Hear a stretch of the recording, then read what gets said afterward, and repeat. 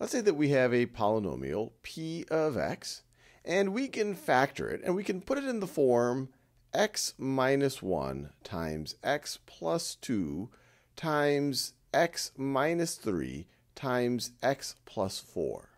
And what we are concerned with are the zeros of this polynomial. And you might say, what is a zero of a polynomial? Well, those are the x values that are going to make the polynomial equal to 0.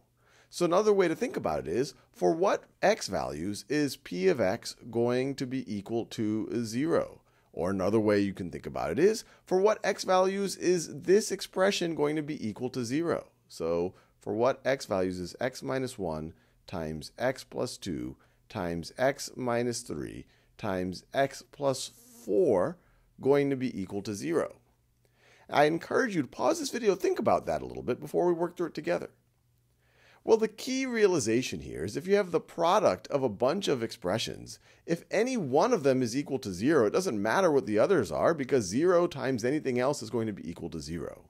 So the fancy term for that is the zero product property. But all it says is, hey, if you can find an x value that makes any one of these expressions equal to 0, well, that's going to make the entire expression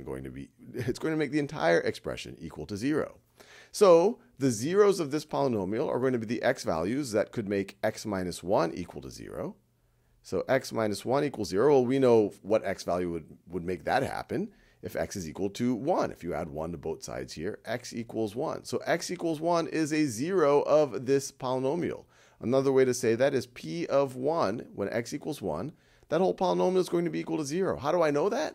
Well, if I put a 1 in right over here, this expression right over here, x minus 1, that is going to be equal to 0. So you're going to have 0 times a bunch of other stuff, which is going to be equal to 0.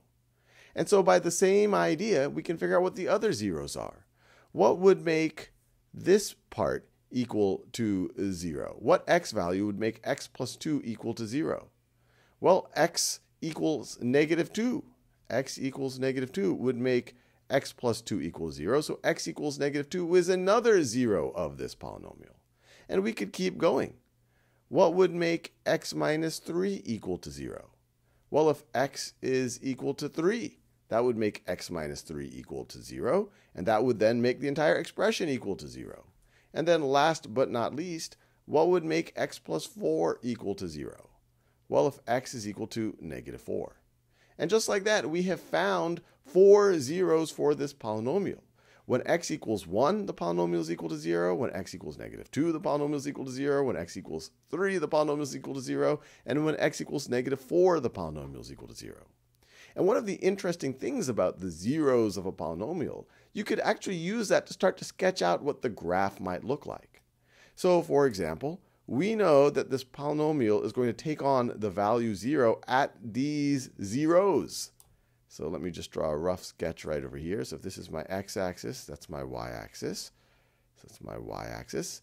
And so let's see, at x equals 1, so let me just do it this way. So we have 1, 2, 3, and 4. And then you have negative 1, negative 2, negative 3, and then last but not least, negative 4. We know that this polynomial, p of x, is going to be equal to 0 at x equals 1. So it's going to intersect the x-axis right there.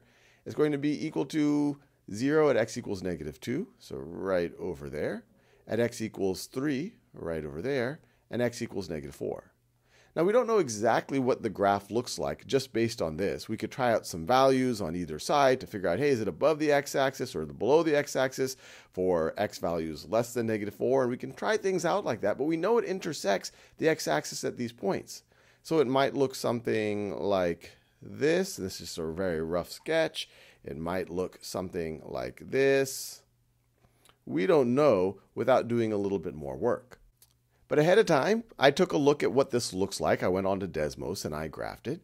And you can see it looks exactly as what we would expect.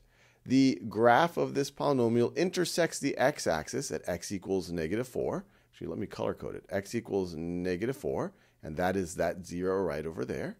X equals negative 2, that's this 0 right there.